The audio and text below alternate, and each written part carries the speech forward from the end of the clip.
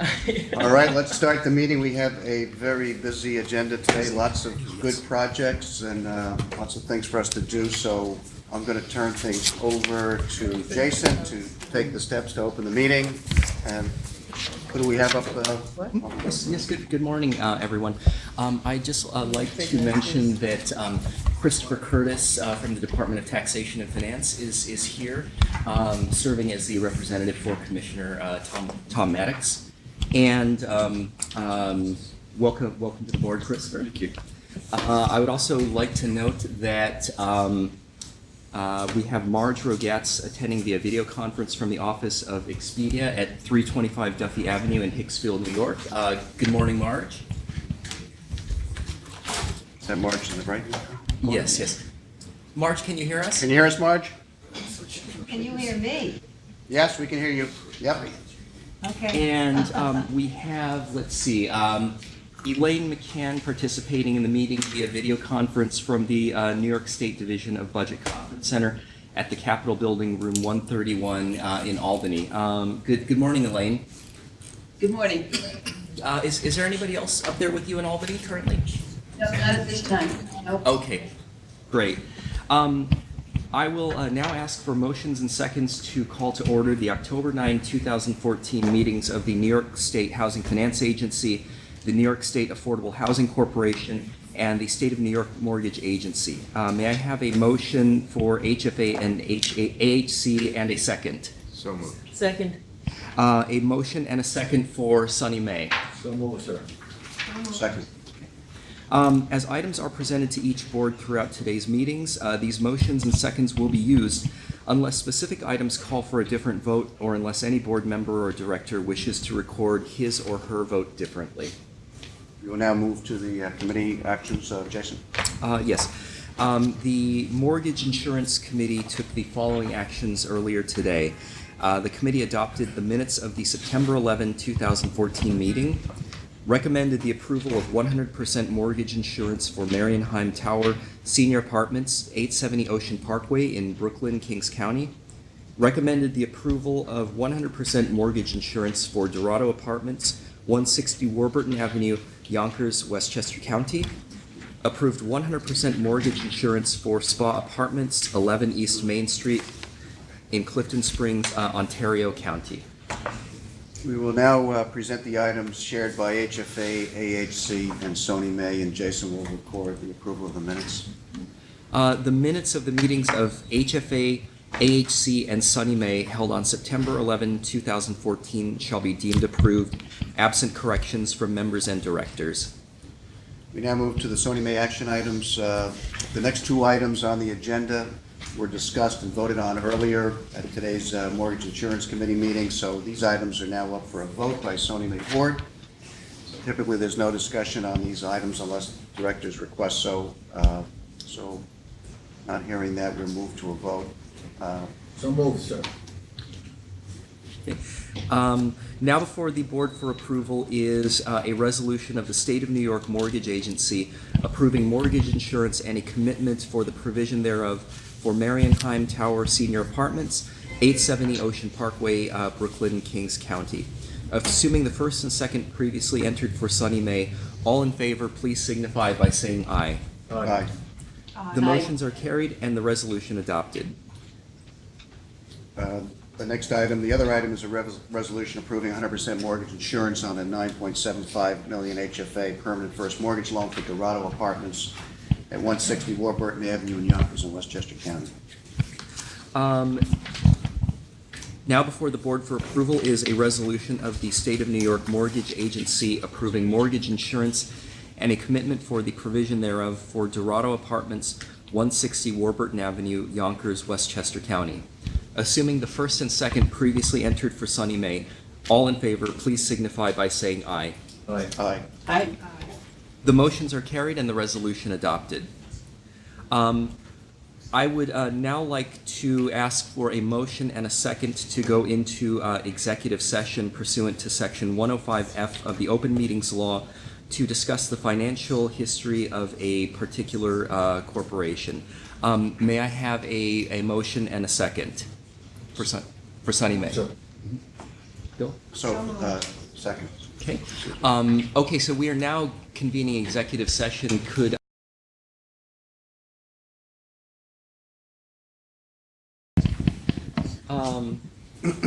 okay, so I'd like to note that there were no votes taken in the executive session. All right, we're going to go back to the meeting, and Commissioner Maddox, why don't you just introduce your colleague to ourselves here in the audience? Well, thank you, Mr. Chairman. Good morning, everyone. Despite the fact that I ran a few minutes late, and I apologize for doing so, I had planned at the opening of the meeting to introduce one of the newest members of the Department of Taxation and Finance, Chris Curtis, who joins us from the Division of the Budget. We decided to enter the free agency market. We had to pay dearly, but we managed to outbid others to get Chris to join us. And his formal title will be Deputy Treasurer for the state of New York. So we welcome him to the shop, and we expect him to participate actively and frequently in our business. Great, welcome. That's great. Welcome. Thank you. Deputy Treasurer. That's a very serious title. Can I say something from the staff? I've done a lot of business with Chris. I'm a big fan of his. I did try to hire him at one point, and couldn't do that, but we really look forward to working with Chris in his new capacity. Thank you very much. A little love fest for you. Anybody else want to say something? Yeah, it's open mic, so we can. Hey. That's right. People can come up and do Let testimony. me also say, to my right, usually Commissioner Towns is here, who's not able to be with us today, but Ted Houghton, who joined us as our Executive Deputy Commissioner, is here, so we're happy to have him also. So we can say nice things about him, too. That was last. That was last, yeah, that was it. Enough. All right, let's get back to our business here. So the next item on our agenda is item number 4, which is a resolution authorizing the release of $36.25 million from the project pool insurance account to the Housing Trust Fund. Do we need to have any discussion on that?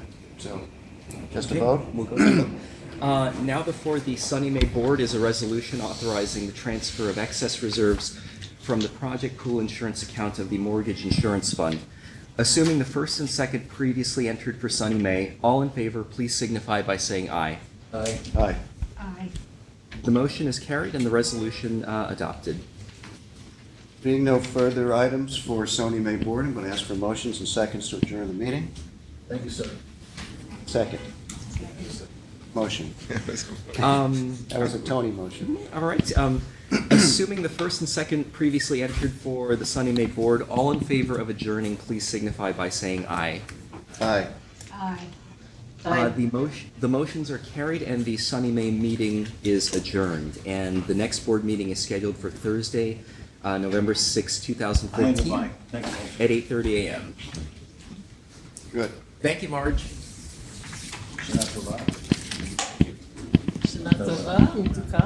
Thank you, Marge. Pleasure. Mr. Chairman, great work. You always do. All right. This has been a great choice. Good luck to you. A lot of luck in the room today. Something about. It's a fall. I don't know. It's something. It's a fall time. I don't know. One of these. All right, let's move to the HFA action items. At this point, I will call to order the 39th Finance and Program Committee meeting of HFA, which will be held jointly with the board meeting. Can I have a motion to open the committee meeting? Motion? Did I hear a motion? Elaine? Elaine, So moved. Yes, sorry, I was on mute. Yes. how about a second? Can I have a second? Good. We will use Second. these recorded votes as we move forward. First item for us on HFA is item number 5, a resolution authorizing financing approval in an amount not to exceed $380 million for 606 West 57th Street apartments located at 606 West 57th Street in Manhattan. Marion, could you give the board a little more Sure. color on that? Good morning, everybody. Today, we're going to consider 3 new 80/20s using our new model of financing. The first is 606 West 57th Street. a $590 million new construction development on West 57th between 11th and 12th Avenue, actually across the street from the Durst building that we approved a few months ago. Of the $590 million development costs, we're asking the board for approval to fund $108 million in tax exempt bonds and $272 million in taxable bonds, for total financing of $380 million, or about 65% of total development costs. We expect to issue bonds over a 4-year period. The project will contain a total of 1,028 rental units, 206 or 20% of which will be affordable to low-income households, and an additional 18 of which will be affordable to middle-income households. The agency's tax-exempt bonds are sized to cover the cost of the 20% low-income units. Furthermore, as the site is eligible for an inclusionary bonus, both our low-income units and the middle-income household units will be affordable in perpetuity. Excuse me. The agency's bond resolution will provide for several mode options, but we will originally sell the bonds in a weekly floating rate mode secured by a Wells Fargo letter of credit. The project also contains ground floor retail, 400 below-grade parking spaces, fitness center, lounge, and laundry facilities, and the project contains many green features. The borrower is 606 West 57th Street, LLC, which is 60% owned by Tom and Fred Elganian.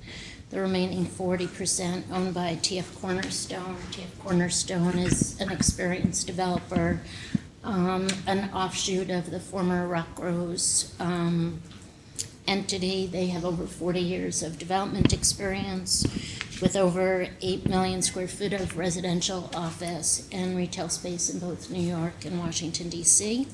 TF Cornerstone will manage the property, and affiliate will be the GC for the construction. Slice is the architect, and the project is subject to a 99-year ground lease. Are there any questions? There are representatives of the borrower in the audience today. If the board has any in-depth questions that are going to stump me. I've got a comment and a question. A comment and a question. My first comment is, and really, to me, this shows the significance of the change in the structure. I mean, this is a $590 million deal. We would have otherwise used almost $300 million of volume cap. Yes. We're using $108 million, so we're saving an enormous amount for other projects, and of that volume cap, actually, Steve, if I can step on that a little bit, we'll of course be using a portion of it in recycling. So Right. sort of stretching. So that was going to be my question. Yes. So of the 108, it seems like you need 60 and change, and is it like 60 and then, and then 50 of recycled? Is that how it works?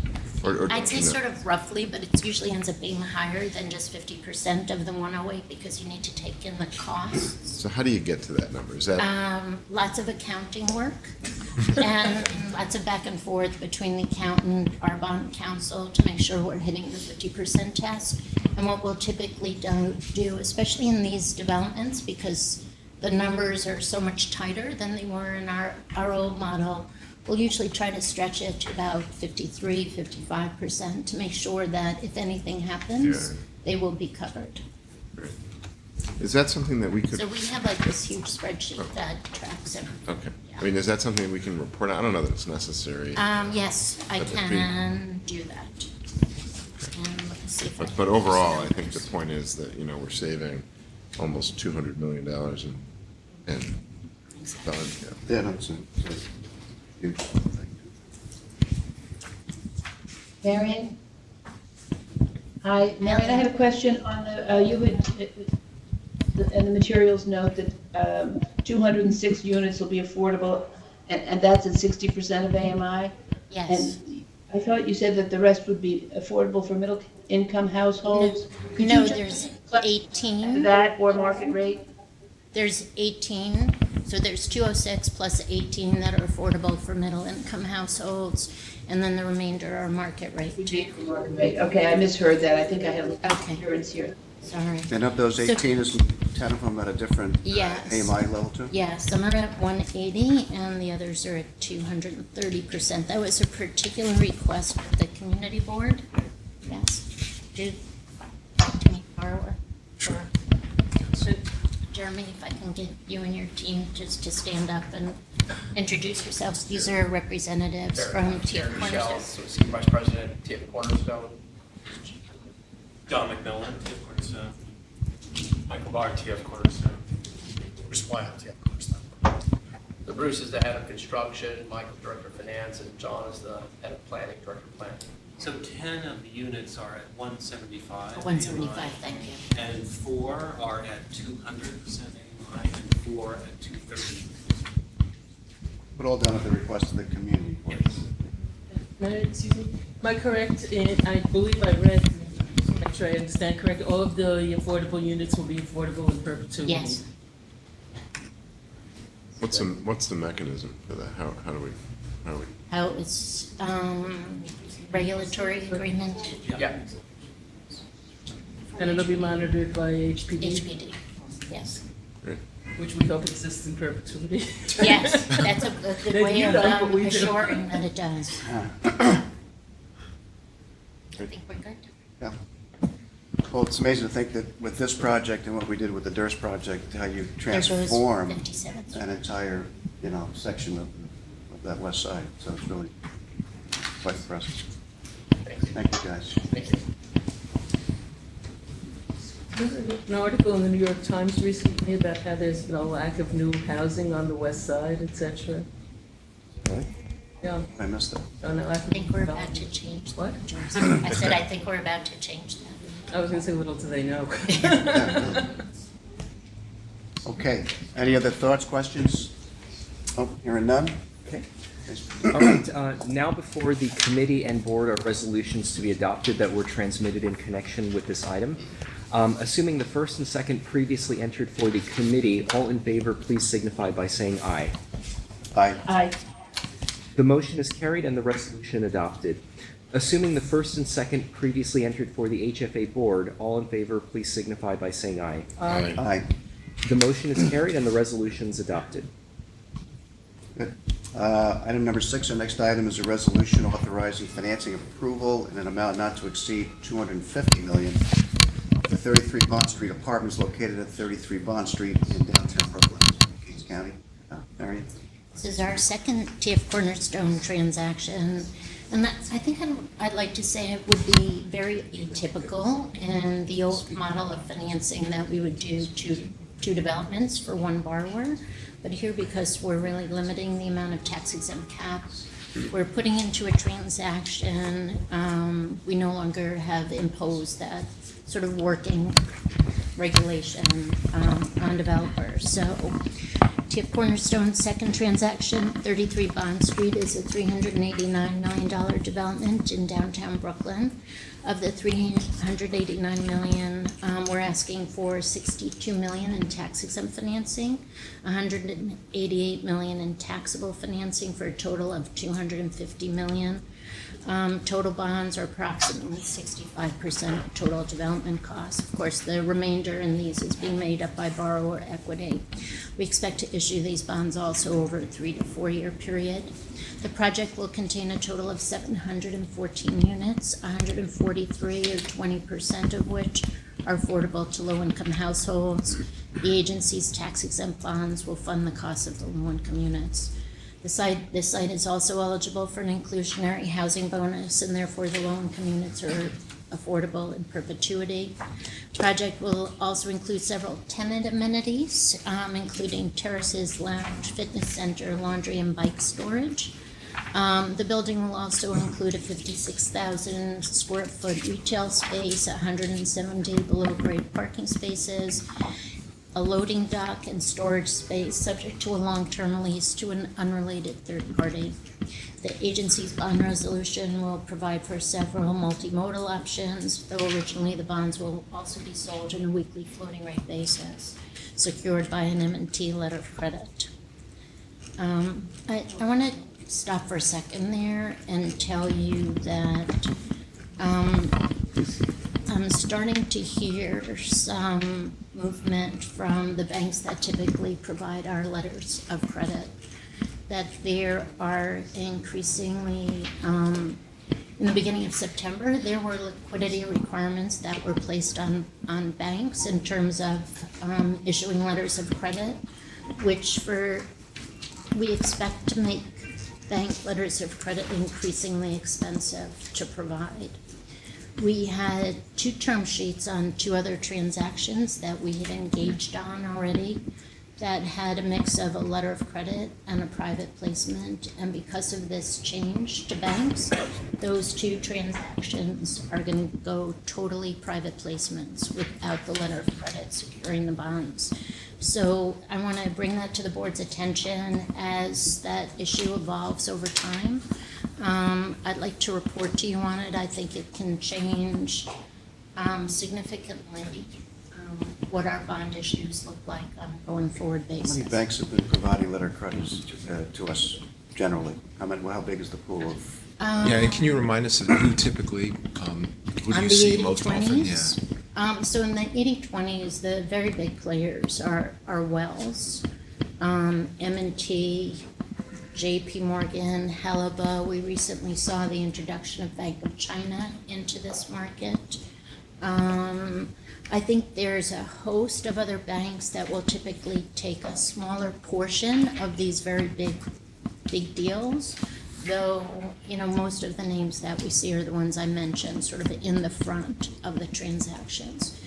As far as I understand, and I can do some follow-up with you, Tom, if you're particularly interested, these requirements apply to domestic banks. I haven't heard the same sort of rumblings from the foreign banks yet, but stay tuned because it could mean sort of a big shift So, Mary, is this in the what we do. first step in them leaving this market, do you think, or is it just they're repricing their, what they do?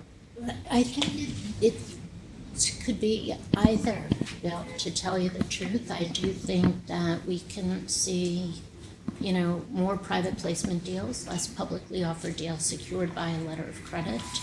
I think that since we had made the change to only financing 20%, it definitely cut back on the value of what the agency provides to the market.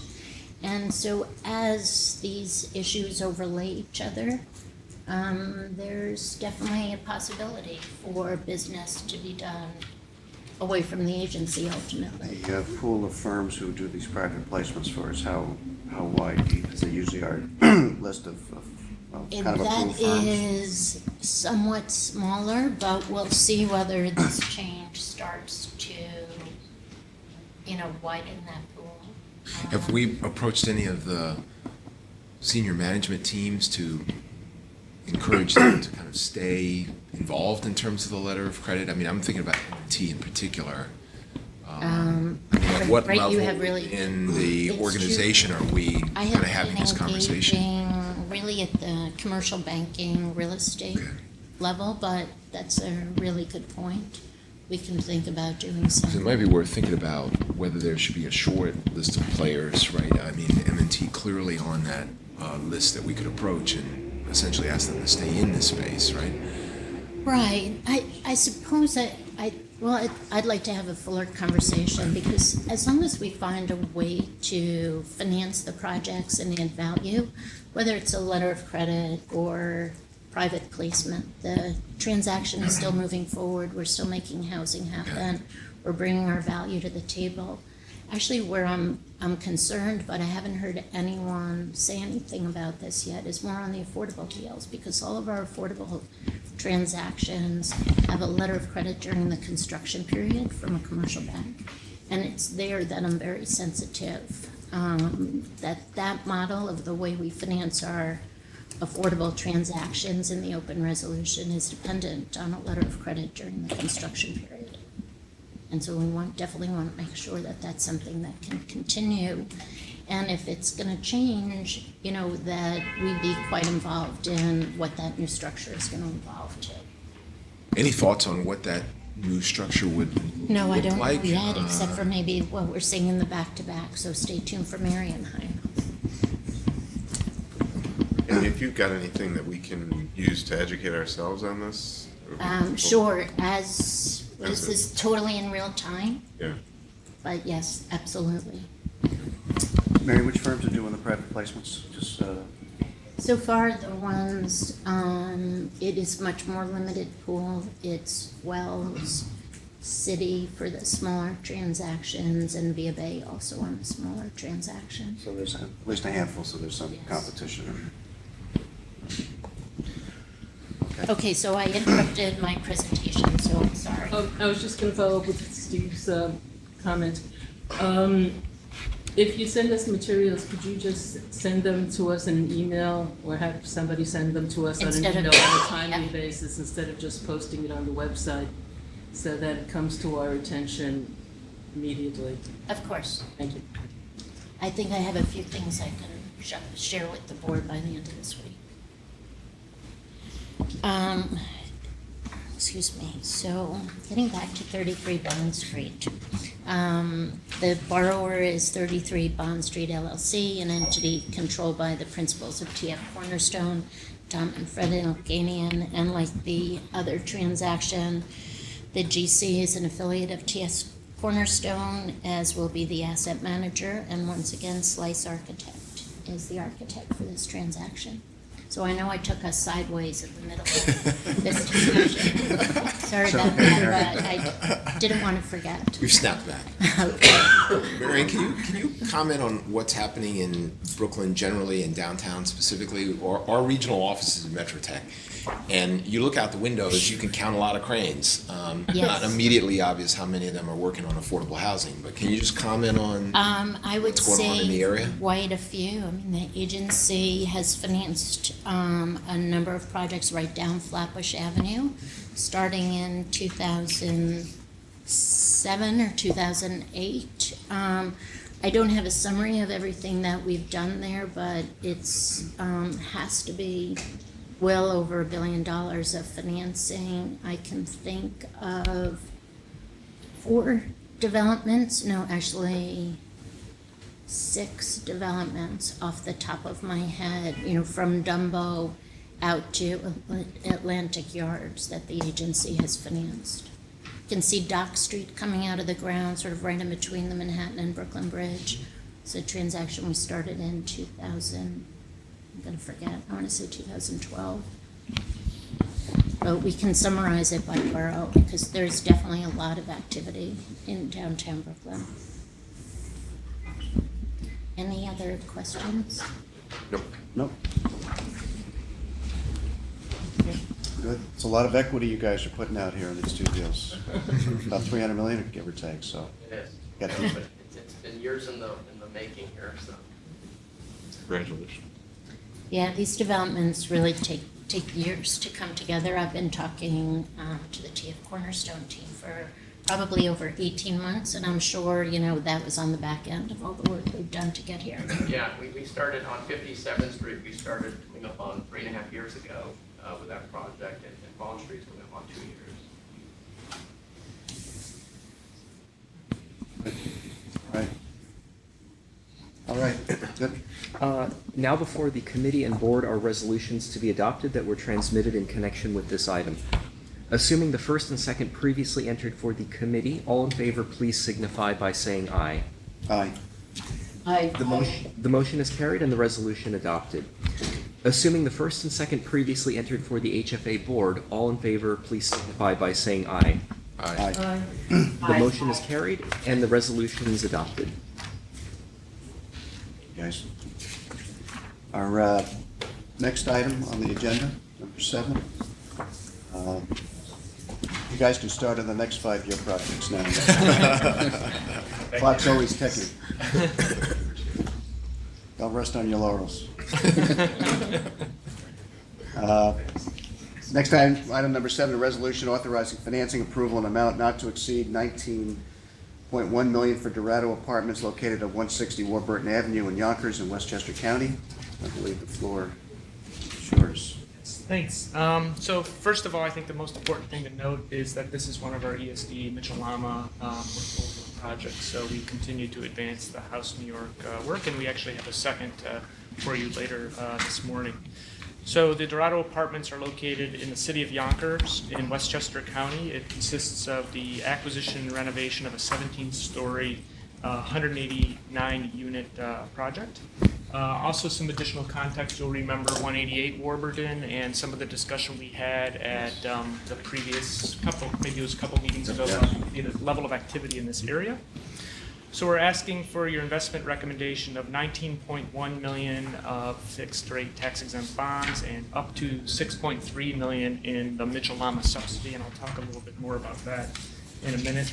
The total development cost will be $37.3 million, and we're also asking for an allocation of $1.068 million of annual allocation of as of right 4% low-income housing tax credits.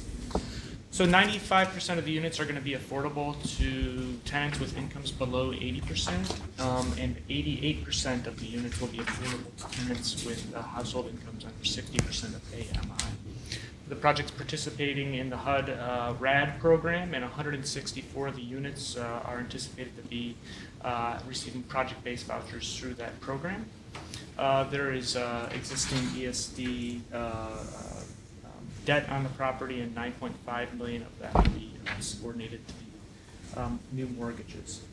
So the developer is Beacon Communities out of Boston, a very well-established developer. Citibank will be providing the letter of credit and insurance by Sunny Mae, as you know. The tax credits will be purchased by RBC. So this project was built in 1973. It has a total of 210 units, including this 17-story building plus a low-rise, which we'll talk about in a minute. So of the 189 units that are part of this part of the project, there's 31 studios, 93 one-bedrooms, and 65 two-bedrooms. It's currently 96% occupied. So the co-ops, there's two components of this project. The acquisition involves the purchase of the entire project from the existing owners, and this tower will be refinanced as part of this transaction. But the co-ops will be, the coops, because chicken coops. affectionately called, the chicken coops will be sold to another entity and eventually redeveloped into affordable housing, demolished and redeveloped. That's in concert with all that other activity we previously talked about. There are 21 units in those townhouse. That townhouse component, and Community Builders will be the organization purchasing those. So the townhouses are going to be purchased for $1.425 million, $1 million of cash, and $425,000 assumption of portion of this existing debt, which is kind of the prorated amount of that debt. Of that $1 million, the seller is going to use $250,000 to pay the agency down on the existing ESD debt, and distribute $462,000 to the partners of the seller and $287,000 to Beacon. So the total acquisition price of $11.8 million includes that assumption of debt that we talked about, $9.5 million, as well as a distribution to the existing sellers to help defray the cost of the exit taxes on the property. The total development cost, I think I mentioned, is $37.2 million, and here's some scope of the renovation. So there's a lot of green energy work being done on this property. It's a conversion of electric to gas heat, a new cogen system. There's a lot of facade and masonry work. The management and office and community room will be redeveloped. There'll be an increase in the number of ADA compliant units, lighting upgrades, common area window upgrades, and the plaza. The plaza will be improved in addition to elevator refurbishment and upgrades to some of the kitchens that need them. It's about $74,000 per unit in hard cost renovations to the units. Okay, I think think that's it. If you have any questions. I guess I'll just jump in. I've got a couple of questions. Can you just explain a little bit more about the pilot? I understand that Sure. Actually, I didn't get back to that when I said I would, but. the maximum amount of the subsidy loan is 6.3, but you expect it to be less than that. Or No, hope it's gonna be less. this underwriting, as was the Sunny Mae underwriting, anticipated a maximum subsidy amount of, I think, about $3.5 million. I have to get 3.5. that on the, yeah, there we go, 3.5. That presumes that a pilot would be secured, and there's been lots of negotiations and attempts to work with the city of Yonkers to approve a pilot. That's increasingly looking as though that's not going to occur. So we wanted to be able, since the state is committed to this project and the importance of the renovation here is, obviously a very high priority, we wanted to get the approval of a higher subsidy amount to defray the impact of a lack of a pilot, right? So if there isn't a pilot approved, which frankly seems to be going down that road, there won't be, we will have an approval of $6.3 million of subsidy, which would allow the project to go forward paying a higher level of taxes than would be under the pilot agreement. So that's the reason for this kind of higher approval amount for the subsidy than would exist if there had been a pilot. All right, so I just want to make sure I'm clear about this. So we're going to take, a little under $3 million and do what with it? Put it in an account and then use it to pay? No, as a result of no pilot, the taxes on the property will be higher. Therefore, the project can support less debt service. So the subsidy amount will be compensating for that. I got it. Okay. When does the clock run out on the pilot discussions, or is that seemingly it's getting there? It's very near to it. So still talking, but it looks like it's moving. Looks that way. But not finished yet. It's Yeah, becoming a we're bigger seeing issue. It has sure become is. a bigger issue, as cities are saying, we have gaps in our budget and we can't, but it's our housing dollars basically. Right, it has to come back, yeah, right. Yeah, it's an issue. All right, just two other quick points. One is on the 9.5. That's the ESD money that is being assumed. Right. And I may be fuzzy on this, but my recollection when we acquired the debt from ESD, I thought there was some mechanism to retire that debt, and I just want to understand how this plays into that plan and. About the House New York bonds. Yeah. Remember the House New York bonds are largely secured by the IRP payments coming off the project loans. The IRP on this transaction is done. No IRP. No. Sure. No. So I'm just trying to understand what we agreed or what we expect, and how does this meet This fits into all of our expectations about how we would manage the different projects.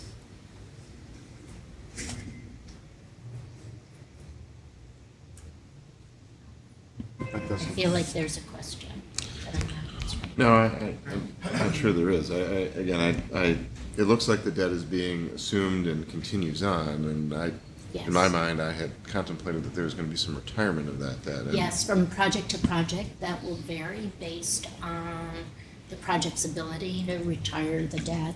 So is there any of and- that in this case? or- No. So, I think we're gonna see differences in upstate, downstate projects. It's the higher rent levels that can. Mary and I fall into the category of being somewhat fuzzy on this too. It might be worth a Okay. refresher on where we are with that portfolio generally. I would be happy to do that. I'd love to do it at the next board meeting, if that's okay. Yeah. Sure, next board meeting's fine. So, and we can move on. But- Sure. So the 9.5 is being assumed, nothing's being retired in this case? Mhm. Is that, okay. All right, and the last point is, Well, there's the payment. Except There for is- that yeah, one there's- payment. There is a payment as a result of the sale. Remember, the sale proceeds include $1 million that we get to that bridge. Right, but Oh. the amount of that's going to It's- retire the debt It's is, very, is Right. 200. Okay, if you, maybe we can follow up on this Yeah. next. Yes. All right, and then the last comment was, there was something buried in here about new issue bond program. Could you just explain what that's all about? This goes back to. No, it probably just talks about, I'm sorry, Steve, it's probably our standard language that talks about how many developments we funded under the open resolution. And since the NIBP is part of the open, but kind of separate within it, we usually mention it Oh. that way. This has nothing to do with NIBP.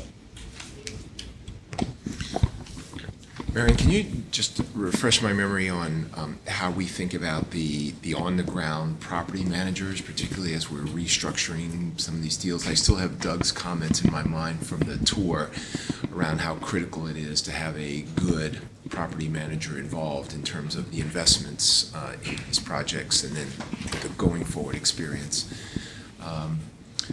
Just as a refresher, the selection of the property manager here and sort of any background on them in terms of prior performance? Beacon, this is probably, I want to say sort of in this new iteration, our most recent interaction with Beacon as a property manager.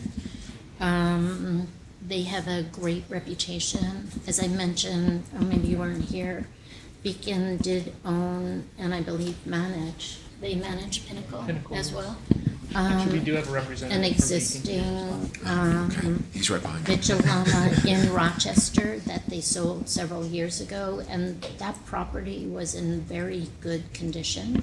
So based on at least my view of the condition of that property and the due diligence that the staff has done more broadly than that property, I think we're comfortable with them and expect good things. There are certain levers that we have if the property manager is not performing to put their feet to the fire.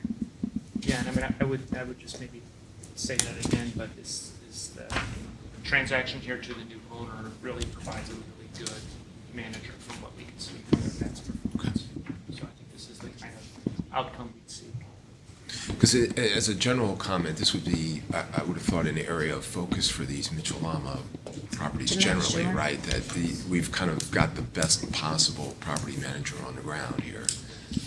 Exactly, and that if performance isn't up to our expectation, that we utilize those levers if necessary. Absolutely. I do want to say though that it's not clear to me, looking back on the last 40 years of these properties, that management was the driver of the poor performance of the projects as much as the original structuring, construction, financing, et cetera, of the properties.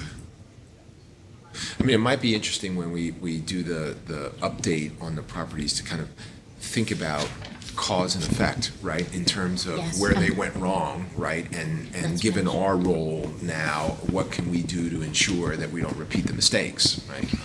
We're hoping to make our own. And No mistakes, but certainly not to repeat those. Absolutely. I think about it all the time. yeah. What are we? Because that's an interesting doing? point. I mean, the notion that maybe it wasn't the property manager, right? Maybe it was the structuring of the deal. I mean, it's kind of interesting to think about that, right?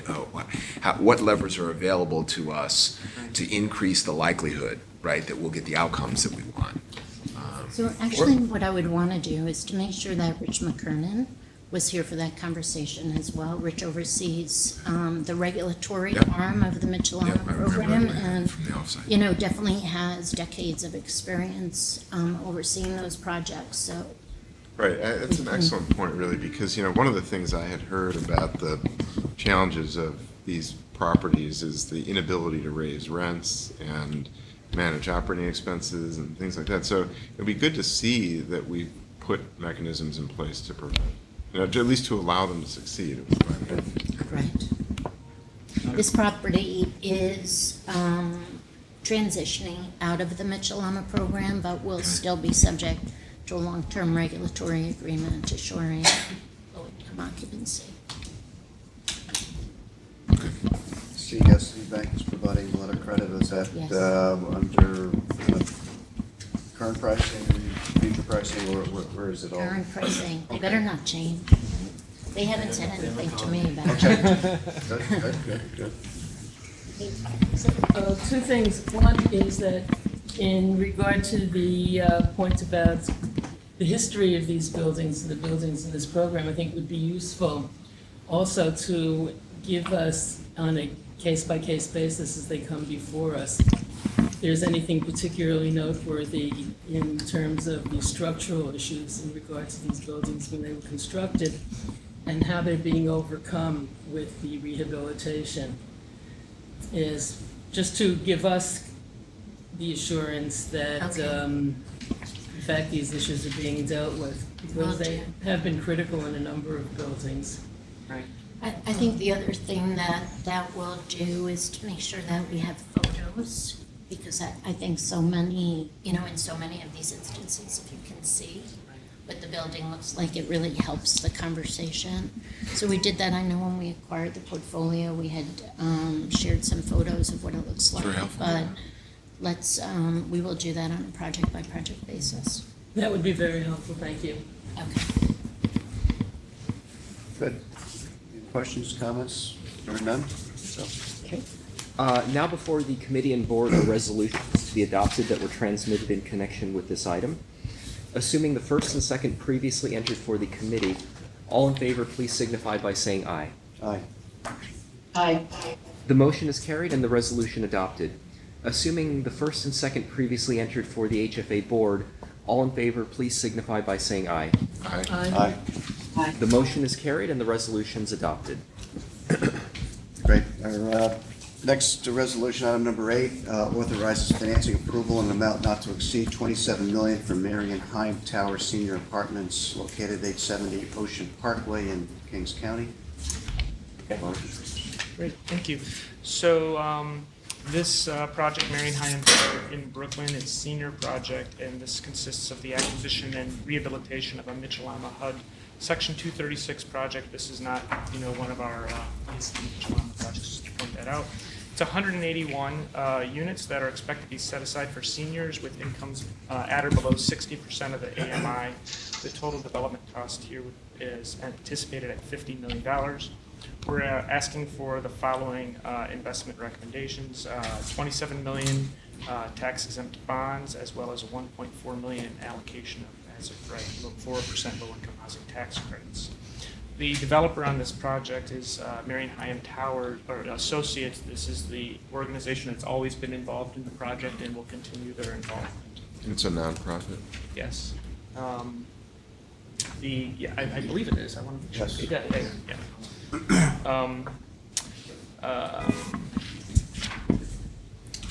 Okay, so the project was constructed in 1975. It's a 13-story building, and as I mentioned, it's part of the HUD Section 236 program. It's currently 100% occupied.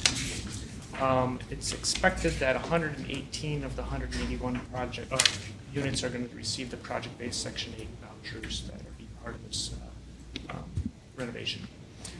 The amenities in this project include a laundry facilities, on-site parking, and community room. There's also commercial space available on-site that's rented by the Senior League of Flatbush. The scope of the work here will include new kitchens, new bathroom sinks and toilets, apartment floor repairs, GFI outlets, bathrooms and paintings. The renovation of the lobby and public hall will also occur. And the renovation plans are expected to meet the Enterprise Green Communities certification, and that features new landscaping and benches, new energy-efficient boilers, burners and hot water heaters, energy-efficient lighting throughout the apartments, and new windows throughout the building, which obviously will make a dramatic impact. The cost per unit, in terms of hard costs, is expected to be $76,000 per unit. I want to talk about the land and acquisition a little bit. It's fairly straightforward.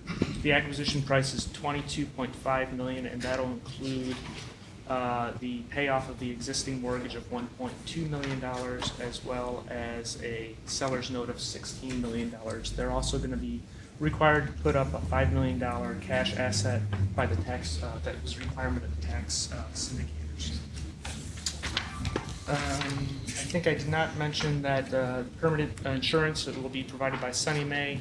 Tax credits will be purchased by Richmond, and Citibank is providing the financing, and this is part of the back-to-back structure, which we briefed you about, I think, last meeting. Are there any Questions about the back? General questions? about back-to-back? So, Well- city is providing a loan, City's Tax providing exempt? a loan, yes. and then it's taken out by taxes and bonds. At what point is that taken out? Once insurance is declared effective, Which is, so what kind of time period? post-construction, 18 months, 24 months, insurance becomes effective. The loan will move from city to the open resolution. We'll issue refunding bonds to take the loan out. City will purchase those bonds. This is a bit complicated, but it's, I think, emblematic of sort of managing everybody's desires. So Citibank has been talking to us for several years now about their challenges in issuing letters of credit because they don't get CRA credit for that. And that's something that's very important to lenders. How are they going to get CRA credit, especially for these fully affordable loans? So this structure allows City to get CRA credit for the construction loan. It's much the same relationship that we have with City as we have with our bondholders. You know, we're issuing the security, they're providing the proceeds, we're turning around and lending those proceeds to a borrower. Much the same structure, just very different documentation, and it's not a public offering. And then the other thing that this does is, rather than that loan staying at City not in perpetuity, but for 30, 35 years, the loan will then migrate into the agency's open resolution. And it's the open resolution that we really see as an asset of HFA, and as the loans perform, pay their interest. You know, the agency model is usually to borrow at one rate and lend at a rate that's higher. And it's that spread that we make in that portfolio that we see as being able to support our efforts for years to come. So it gets City what they need, Yeah. the agencies, its goal of. So during construction, I mean, is the loan from Citibank, is that drawn on a monthly basis? Yes, it will be done on a drawdown basis. That is one of the Savings. advantages. Yeah. Yeah, so there's definitely negative arbitrage savings. I mean, this is something, you know, it's complicated, especially in the very beginning. To start a new structure, it's complicated, it takes a lot of time. But we've allowed it in situations where we think, where there's a benefit to the agency. That's sort of the gating issue. The two places where we've approved using this structure so far are Mitchell-Lama transactions. This one and another one that the agency should see next month. And we'll start that conversation, the savings on the negative arbitrage, certainly in a transaction that we're otherwise subsidizing, you know, is a benefit to the agency because it takes Right. down the gap a little bit. So how much interest do you think we're saving by using, It's a during the really good construction? question. I'm just I- curious. I mean, maybe for next month you could let us know. I can quantify that. I know I have gone in and Yeah. definitely gone through that with Because City, again, I just think- to make sure we think it's. Obviously, you know, the time and brain damage of figuring out that structure, I mean, it needs to have some benefit, right? And so we want to understand what the Yes. benefit is. Right, we want to make sure there's a financial benefit, but I also always have the chairman's words in my ear about, you know, sort of being open and trying to Yeah. do business broadly with people and be open to new ideas. This seemed to hit that mark. Yeah, As quick question. When we issue tax and bonds down the road, how do we protect ourselves from rising rates? So- Because City we're going to enter into a forward purchase contract forward with purchase, City. okay. And the rate will be set, we're going to time the closing of these loans to coincide with when we're otherwise in the market with an open reso bond issue. So we'll know what the rate is. on bonds at that point, we'll lock in at that. Got it. And your construction period, is it a SIFMA-based benchmark? Yes. But in the forward commitment, is the price set according to a formula? Is the rate set according to a formula, or is it an actual Fixed coupon. number? What? It will be a fixed coupon. What we'll do is we will look at the rates that we just achieved in the market in the open reso, compare that to the loan amortization on this particular project, find the average life, hone in on the rate, and that will be the rate at which they will buy bonds. We were just in the market, let me just say, we're in the market this week, actually, both Tuesday and Wednesday, SONYMA issue, HFA issue. There was some trouble over in Europe, which was great. It caused a rally in the treasury market on Tuesday. We got that wind under our wings. SONYMA issue, $160 million, went really well. And the HFA issue was able to sort of catch the tailwinds of that rally, although things sort of stabilized on Wednesday and also got done quite well, so market's doing well. So it sounds like Citi and PNC are the leaders in this area, and I'm just curious if you've. No, I did my own. Okay. And it's. We haven't had a conversation with PNC. Yeah, so they've done it, and several states apparently have done this. And I'm just curious if you've had any conversations with other HFAs that have used this back-to-back and what feedback they have. I spoke to folks at HDC that have done this. I don't really want to, I'd be hesitant because it feels like hearsay. Right, I'm just curious about their Okay. experience, that's all. I mean, okay, and then one other thing about the deal. So in this deal, there are, in the use of funds, you're showing $22.5 million out of $50 million for the land acquisition, and of the 22.5, $16 million is a seller's note. Right. And I mean, typically that's done when you have a nonprofit that's conveying the property, has to be conveyed at fair market value. So there must be some appraisal that backs up the acquisition price. Yeah, certainly we assuming. have that. And that whole thing is a function of the way when a nonprofit sells all or substantially all of its assets, getting the judicial and attorney general approval. I'm just wondering, just given the nature of, that causes us to have to increase the amount of bonds that we issue under the volume cap. Just wondering if we should consider some exception or some waiver from the AG's office to try to get, because it seems like it's unnecessary. The seller, this nonprofit owns the property, they're selling it, they're getting back a note. I mean, it doesn't really do anything to the deal, the economics, and it bumps up the volume cap on the deal. I'm just wondering if we should look from a policy standpoint, look to try to get rid of that. And what does it do for the deal? What's that? Oh, that's right. Yeah. So on the acquisition, it generates the low-income housing tax credits. Yeah, but. So that is a benefit I'm not sure that it would be an increase in the amount of volume cap because it's offset by. Well, it does, because I know. Credits, right? You're trading dollars, though. So anyway, economically, it seems like there's no incremental benefit, and it just may be something to consider. I mean, it's a manufactured provision, the state law. It's really the AG's office and judicial. So it's Right. It seems like there might be an argument to be made for a waiver of that, and ultimately we could save on the volume here. You're right that there is so acquisition. let's go back and see what would occur. I mean, just if you could get rid of as a policy. you get rid of the going seller. forward, what would occur Right. if you got rid of the sellers note? It just seems artificial. That's And all. Steve, this is a matter of law now, or It is. but- policy choice on our Well, it's side? policy of the agency, it's law in terms of the requirement of the approval. But what I'm saying is, so the law says you have to go get approval.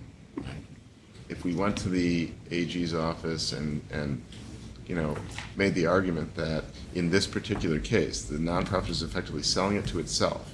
So they don't have to worry about it's not going to an outside party. The purpose of the law is to protect the nonprofit from getting screwed by some, outside Third party. This is themselves. They're selling it to themselves, taking back a note, right? Right. And it seems like an argument could be made to waive that, so they grant the approval based on the structure of the deal, and avoid the necessity of having to do a seller note, which I think artificially props up, the cost of the deal. That sounds like the AG would have discretion, Yeah, potentially, I mean, I think right, to grant a waiver on that. just worth asking the question, that's all. So we'll look at the economics of taking down the seller note and whether what we lose by doing Yeah, that outweighs. be curious, that's all. Okay. Okay, I didn't have anything else. Thoughts, comments, nothing? Now before the committee and board are resolutions to be adopted that were transmitted in connection with this item. Assuming the first and second previously entered for the committee, all in favor, please signify by saying aye. Aye. The motion is carried and the resolution adopted. Assuming the first and second previously entered for the HFA board, all in favor, please signify by saying aye. Aye. Aye. The motion is carried and the resolution's adopted. Next item, item number 9, the resolution authorizing financing approval in amount not to exceed $8.9 million for spa apartments located at 11 East Main Street in Clifton Springs in Ontario County. Okay. So this is the second ESD Mitchell-Lama portfolio project that we're advancing today. It's for the spa apartments in the village of Clifton Springs. It comprises 109 units located in the downtown village of Clifton Springs in Ontario County. 90% of the 90% of the units are expected to be set aside for households whose incomes are under 60% of the AMI, and the total development cost here will be $15.2 million. So we're asking for approval of up to $18.9 million of fixed-rate tax-exempt bonds, an allocation of $331,000 of low-income housing tax credits, and a $2.6 million subsidy loan from our Mitchell-Lama subsidy pool. What's interesting about this project, it's very different than most of our, it may be fair to say, any of our Mitchell-Lama projects. It's a historic building. So we're going to be leveraging federal and state historic preservation tax credits. It's a remarkable building. It's a beautiful building. And we don't always say that about this portfolio. Say it that way. Thread the needle on that one. We're happy to say it this time. Yeah, exactly. It will be participating in RAD, and we'll have a 15-year HAP contract for 108 of the units. And there's a pilot approved by the town for 32 years. Getting back to the beauty of the building, there's actually a chapel in there that has a mosaic of the Last Supper. Wasn't it done by Courtney or something? And it's like a really remarkable piece. Up on Michelangelo? Yeah. What's that? Yeah. It's a historic building, as I said. Not that historic. I don't think he worked for Tiffany, though. So. Anyway, the developer is Rochester Cornerstone Group. Citizens will be providing the letter of credit, and the insurance and the tax credits will be purchased by Raymond James. So the project contains 41 studios, 65 one-bedrooms, and 3 two-bedroom units for a total of 109 units. The amenities include a laundry room, community room with a kitchen, and a media room on the ground floor. There are 2 large rooms with kitchens and bathrooms on the top floor, picnic area, and on-site parking for 45 residents. It also houses that chapel I mentioned that seats up to 150 people. The building was built actually in 1892 as the Clifton Springs Hospital and Clinic. It was renovated in 1974 to be converted to the senior housing that we're preserving right now. The scope of work includes new hot water boilers, a new electric heat pump, brick and other facade improvements, resurfacing with parking lot, new roof, new apartment windows and elevators. You can see that it's a pretty comprehensive renovation, and in this case, the total hard cost per unit is $65,000 per unit. So the property is being acquired from an unrelated entity. I think this falls into the category of bringing in new management and and this development team does have a long history of providing good management. They've done a lot of work with the agency. It'll be acquired for $3.5 million. This includes a repayment to the agency of $270,000 and $1.8 million of the existing debt will be subordinated. The remainder of the proceeds will go to the seller, which is the unrestricted third party we mentioned. Do you have any questions?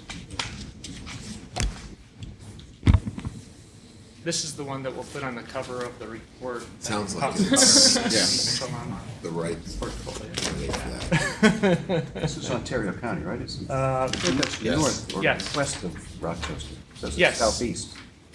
Ontario's Nope, it's southeast. between Rochester and Syracuse. Oh, is that right? Yeah. No, That Ontario is County east, was yes. closer to Buffalo. Maybe wrong. I'm just verifying. It's Ontario County. Yeah, so, well, I can verify where Ontario County, but I know Clifton Springs is between It's Rochester Ontario County, right? and Syracuse. It's- Do we have the right county? I think it's west, Okay. but it's not southeast of Rochester. At least I don't think so.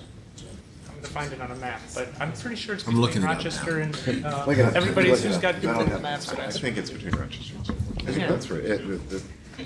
Ontario County was near Buffalo. No, it's further east. It's in 12 years since I ran for statewide It would be office. embarrassing to not know where the project is that we're No, financing. it is southeast of Rochester. It is southeast of Thank Rochester. goodness. It's somewhere upstate. I'm glad we confirmed. Good. Happy to hear that. Okay, any other thoughts, comments, geographical comments? No, good. Let's get a vote. All right. Now before the committee and board are resolutions to be adopted that were transmitted in connection with this item. And I note that Mr. Weiss is recusing himself from this item. Assuming the first and second previously entered for the committee, all in favor, please signify by saying aye. Aye. Aye. The motion is carried and the resolution adopted. Assuming the first and second previously entered for the HFA board, all in favor, please signify by saying aye. Aye. Aye. The motion is carried and the resolution is adopted. All right. Item number 10, resolution authorizing financing approval in amount not to exceed $325 million for 555 10th Avenue apartments located at 555 10th Avenue in Manhattan. Marion? Thank you. 555 10th Avenue is a $475 million development, obviously on 10th Avenue between 40th and 41st Street in the Hudson Yards Improvement District.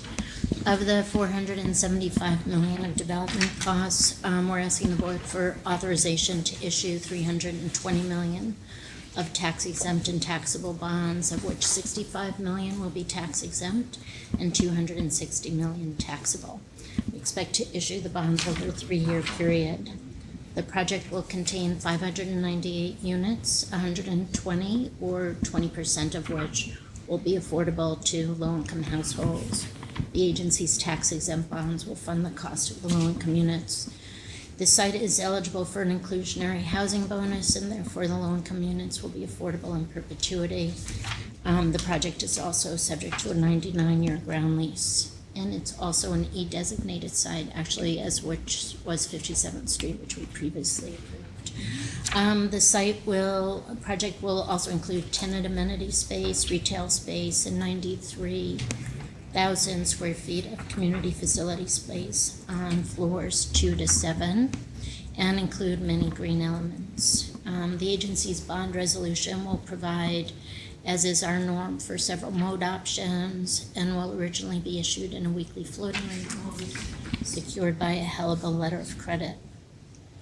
The project itself will contain several condos. We're seeing a proliferation of condo structures, only for legal reasons, in this new 80-20 construct to separate the low-income units legally from the market rate units. All of the condos in this case are controlled by affiliates of 555 10th Avenue LLC, which in turn is controlled by Gary Barnett, the president of Extel Development Company. Gotham will be the GC. Gotham constructed, actually what we call Gotham West, that very large development on 44th and 11th Avenue. Extel will be the asset manager. And once again, Slice will be the architect for this development. It's like all Slice, this board meeting. So when I was looking at the TF Cornerstone deals, it struck me that 1,000 construction jobs. I thought that's a lot. And then this one, it says 3,300. 3,300, right. Is that a typo? It's a smaller deal.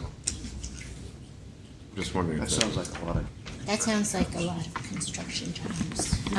curious if that. We do defer to the borrower and their contractor for those estimates. I don't know whether they have whether there's further breakdown so that there's more people doing smaller segments of the job. I don't know the answer to that. That's a good question, And given but the. these, I want to tell you, if you ever see one of these developments under construction, it's mind-boggling to see how many people are working in one particular Oh, type no of sites. question about these it. jobs are union construction jobs, I assume with the 80/20s, right? Mary, do we know if any of these projects or if all of them are using union labor? Or is there a project agreement on them, or? There was a point in time where we kind of noted whether it was We union, did. non-union. I thought all the 80/20s that we did were, I would say, I want to be careful about what I say. Don't say anything. Okay, Other than, okay. it seems as though we kind of have drifted in terms of a standardized definition of what is, right, a job with respect to these projects. And then at one point in time, I'm pretty sure, Alex, we had said, I'm thinking way back now, like maybe 3 years ago, we did distinguish between union and non-union jobs. I'm not sure that's important, but some sort of a standard around how we count the jobs would be, right, I would have thought, particularly in the current environment. well, I thought our 80/20 policy was that we did union labor that was in Manhattan, almost exclusively. I thought that was my I assumed impression. that that was the case. I don't even know that for a fact. Tom told me not to say it. Yeah. At least not without the advice of counsel. Well, it- Oh, okay. So maybe we can kind of get back to that. Yeah, no, You know, I. like standardizing that think we should do presentation. it all the time. I always assumed that in absence of them saying. No, I not did that as they well. were I that. So did as well. You'll come back to us with that?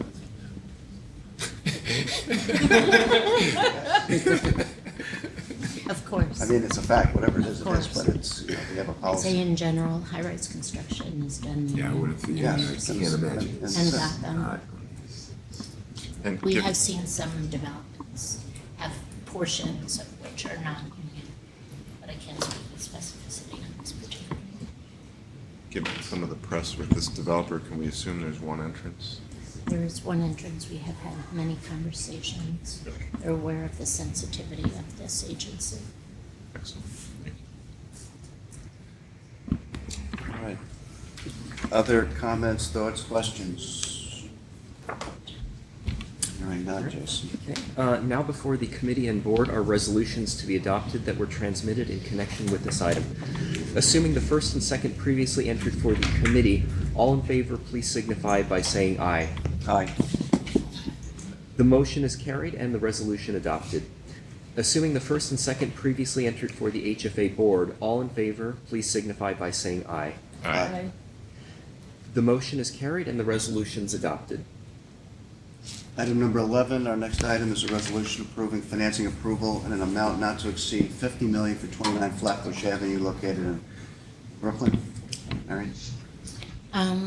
We're before the board, asking for authorization to refinance an existing project that we originally started financing back in 2010. I want to say, unlike many of the other refinancings that we've seen, this is a borrower that at the very beginning sort of under-levered the building, and so we had authorized $99 million of financing for this project. They only used $90 million and spent used their equity to finance the rest. Many other projects, what we're seeing when they're making this switch from construction to permanent is that they're paying down part of the debt that they use, because ultimately projects that were financed sort of during that housing bubble didn't attain the rent levels that they thought they would. This is a project that sort of took a different tact and under-levered it, and is coming back as part of their conversion to permanent financing, asking for additional funds. So what we're recommending to the board is to provide the original $99 million in tax-exempt financing. That's $90 million that exists currently, and to provide an additional $9 million of tax-exempt financing provided by recycling proceeds, and to fund the remainder of their ask of up to $140 million in taxable debt, all of which will be secured by a letter of credit by Helba Bank. You know, as part of this, we're also going in and changing the plumbing on our transactions as we normally do to bring them up to the current standard of all of the multimodal options that we have in our 80-20 structures. Are there any questions? Nope. What's the first for today? I don't have any questions either. So, okay, no comments, questions, let's move. All right, now before the committee and board are resolutions to be adopted that were transmitted in connection with this item. Assuming the first and second previously entered for the committee, all in favor, please signify by saying aye. Aye. Aye. The motion is carried and the resolution adopted. Assuming the first and second previously entered for the HFA board, all in favor, please signify by saying aye. Aye. Aye. The motion is carried and the resolution's adopted. We now move to the last item on the HFA board agenda. It is item number 12, resolution authorizing the appointment of co-secret officers. Jason, could you just give us a little more background on that? Yes. As you know, any project that HFA is involved in requires environmental review under SECRA. For a limited set of projects in which funding is being provided via Community Development Block Grant Disaster Recovery Funds, CDBG-DR. That funding is coming through our affiliate agency, the Housing Trust Fund Corporation. And because of that, an environmental review is also required under both SECRA and the national NEPA, the National Environmental Policy Act. And that is currently being done by two environmental officers at HTFC who are working with the Governor's Office of Storm Recovery, which is housed within HTFC. Really for the purposes of streamlining and efficiency. What is being requested of the HFA board is to appoint the two environmental officers that are currently doing the SECRA review on behalf of GOSER, the Storm Recovery Office, to have a joint appointment with HFA to avoid the need for two separate and identical, essentially SECRA reviews to be done. The board members will recall that we did something similar late last year when we appointed Len Sedney, who is HFA's SECRA officer, as a co-SECRA officer so that he could cover both HFA and HTFC. And likewise, we appointed Heather Spitzberg, who is HTFC's SECRA officer, as a co-SECRA officer so that she can do the work on behalf of HFA as well. And so what we are requesting at this point is a similar co-appointment of Daniel Green and Thomas King to be co-SECRA officers to be able to do the reviews on behalf of HFA in projects where there is CDBG-DR funding coming in. Jason, is it possible to do the appointment at the HCR level and avoid the kind of sub-designation, if you will, or is that not practical? Or I think technically it needs to be done for the specific agencies. And are we appointing these individuals or their positions? Okay, if Oh. they change, do we have to come back and read it? Yeah, we are. That's a good question, Steve. I think we are appointing these specific individuals. So there's two of them that we're requesting appointment. So hopefully they won't both leave. Okay. Jason, would it be possible to look into that, though? Because it's a move we've made within DTF, for example. Okay, in terms sure. of delegation, a delegation of authorities. Yes, okay. We've shifted from individuals to seats. And it's just made it easier. That makes it easier, I agree. Sure. Yeah. Administratively. That's a good point. Good. Any other comments? No? Good. All right, now before the board is a resolution approving appointment of co-secret officers. Assuming the first and second previously entered for HFA, all in favor, please signify by saying aye. Aye. The motions are carried and the resolution adopted. Now move to the AHC consent item. Item number 13 is resolution authorizing award grant funds for certain projects located inside and outside of New York City. This is a consent item, so unless there's discussion or a request for discussion from the board, we will just go straight to a motion. Hearing none. Jason? All right. Now before the board is a resolution of the New York State Affordable Housing Corporation authorizing awards of grant funds for certain projects located outside and inside of the city of New York. Assuming the first and second previously entered for AHC, all in favor, please signify by saying aye. Aye. The motion is carried and the resolution adopted. Being no further items for HFA Finance and Program Committee, I'm going to ask for a motion and a second to adjourn the HFA Finance and Program Committee meeting. So moved. Oh, Second. no, I'm not on that committee. Yeah. I move it I like the anyway. enthusiasm. I move it. So we got Elaine, and I think you'd be the second. I'm the second, yes. All right. And then there are no further items for HFA and AHC boards. I'm going to ask for motions and seconds to adjourn the meetings. Steve? So moved. Yes. Is there a second? Second. Good. Okay, assuming the first and second previously entered for the HFA Finance and Program Committee, all in favor of adjourning, please signify by saying aye. Aye. The motions are carried and the committee meeting is adjourned. Assuming the first and second previously entered for the HFA and AHC boards, all in favor, please signify by saying aye. Aye. Aye. The motions are carried and the meetings are adjourned. And our next board meeting is scheduled for Thursday, November 6th, 2014 at 8:30 a.m.